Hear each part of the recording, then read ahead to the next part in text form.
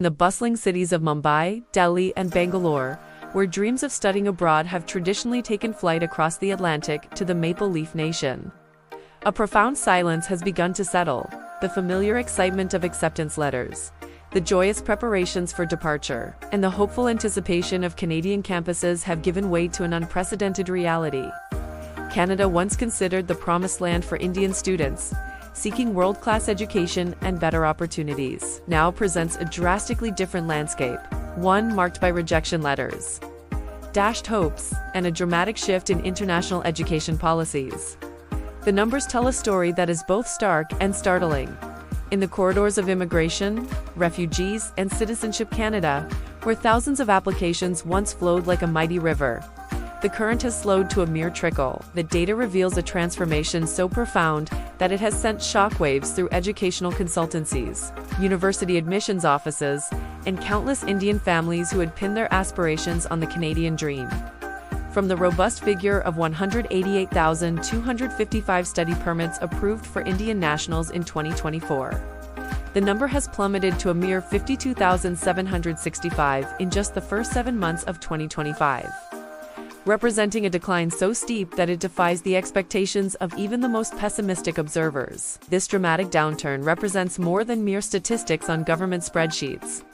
It embodies the shattered dreams of countless young Indians who had envisioned themselves walking through the snow-laden campuses of Toronto, Vancouver, or Montreal.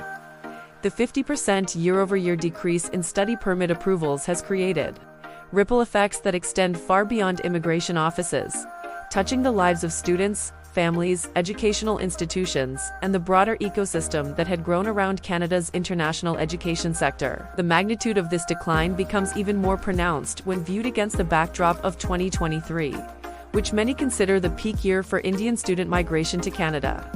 The projected figures for the complete year 2025 paint an even more sobering picture. If current trends continue their relentless downward trajectory, experts estimate that the total number of study permits issued to Indian students may reach approximately 90,454 by year's end. This projection represents a staggering 67.5% decline from the peak year of 2023. A fall so precipitous that it fundamentally alters the landscape of international education between these two nations. The decline is not merely numerical, it represents a fundamental shift in policy, perception, and possibility. To understand the true impact of these numbers, one must consider the human stories behind each declined application. Take, for example, Priya Sharma, a fictional but representative case of thousands of real students who had spent 2 years preparing for her master's degree in computer science at the University of British Columbia. Her IELTS scores were exceptional, her academic credentials impeccable, and her financial documentation thoroughly prepared. Yet, her application joined the growing pile of rejections, leaving her family's investment in test preparations, documentation, and dreams in limbo. Her story mirrors that of countless others who had viewed Canada as their gateway to global opportunities. The decline extends beyond individual disappointments to affect entire educational ecosystems. Universities across Canada, from coast to coast, are experiencing unprecedented drops in international enrollment. The University of Toronto, which once boasted vibrant communities of Indian students, now finds its residence halls with vacant rooms and its international student services departments working with significantly reduced numbers. Similarly, colleges in provinces like Ontario, British Columbia, and Quebec, which had built substantial programs and infrastructure around international student populations, are now scrambling to adjust their budgets, staffing, and strategic plans. The educational consultancy industry in India, which had flourished for decades by facilitating student migrations to Canada, now faces its most challenging period in recent memory. Offices that once buzzed with activity, where counselors worked late into the night, helping students prepare applications and navigate complex immigration requirements, now operate with skeleton crews. Many consultancies have been forced to pivot their focus to other destinations, such as Australia, the United Kingdom, or emerging markets like Germany and Ireland. Though none offer the same combination of factors that made Canada so attractive to Indian students, the reasons behind this dramatic decline are multifaceted and complex, reflecting broader policy changes within Canada's immigration framework.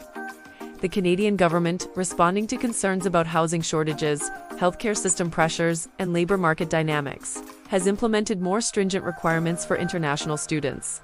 These changes include higher financial requirements, more rigorous documentation standards, and increased scrutiny of applications. Additionally, concerns about the integrity of some educational institutions and the authenticity of certain applications have led to more conservative approval rates. Provincial governments across Canada have also introduced their own sets of regulations and caps on international student numbers. These measures, designed to ensure sustainable growth and protect the quality of education, have inadvertently created bottlenecks in the application process. The provincial attestation letter requirement, introduced as a measure to better coordinate between federal and provincial authorities, has added another layer of complexity to an already intricate process, further contributing to the decline in approvals. The economic implications of this decline extend far beyond the education sector. International students, particularly those from India, have historically contributed billions of dollars annually to the Canadian economy through tuition fees, accommodation costs, daily expenses, and post-graduation economic activity. The Conference Board of Canada had estimated that international students contribute approximately $22.3 billion annually to the Canadian economy, with Indian students representing a substantial portion of this contribution. The current decline threatens to create significant economic gaps in communities that had grown dependent on international student spending. For Indian families, the implications are deeply personal and financial. Many families had taken loans, sold property, or made significant financial sacrifices to fund their children's Canadian education. The high rejection rates have left these families in precarious financial situations, with limited options for recovering their investments in test preparations, application fees, and related expenses. The emotional toll on students and parents cannot be quantified, but it represents a genuine crisis of confidence in what was once considered a reliable pathway to international education and career advancement. The broader geopolitical context also plays a role in this declining relationship. Diplomatic tensions between India and Canada over various issues have created an atmosphere of uncertainty that may be influencing policy decisions and application processing. While government officials maintain that immigration decisions are made purely on merit and regulatory compliance, the perception of political interference has added another layer of complexity to an already challenging situation. Looking toward the future, the implications of this decline extend beyond immediate statistics. Canada's long-term competitiveness in attracting global talent may be at stake, as other countries aggressively court Indian students with more streamlined processes and attractive post-graduation work opportunities. Australia, for instance, has maintained more stable approval rates and continues to attract significant numbers of Indian students, while the United Kingdom has introduced favorable post-study work policies that make it increasingly attractive to Indian graduates. The path forward requires thoughtful policy recalibration that balances Canada's legitimate concerns about sustainable immigration levels with its long-term interests in attracting global talent. Universities, government agencies, and educational stakeholders must work collaboratively to restore confidence in the Canadian international education system, while ensuring that the quality and integrity of education remain uncompromised. As the year 2025 progresses, the international education community watches with keen interest to see whether this dramatic decline represents a temporary policy adjustment or a fundamental shift in Canada's approach to international students.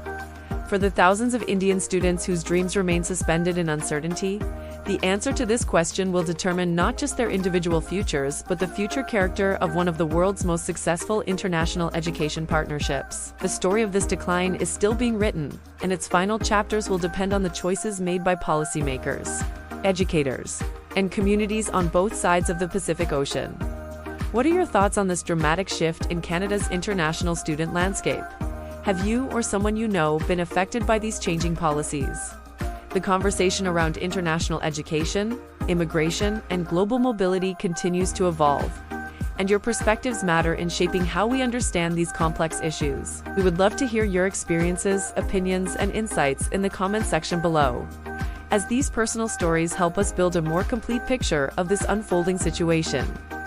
If you found this deep dive into Canada's international student crisis informative and thought-provoking, please consider giving this video a thumbs up and sharing it with friends, family, or anyone who might benefit from understanding these important developments. Do not forget to subscribe to West is Best for more comprehensive analyses of global education trends, immigration policies, and the stories that shape our interconnected world.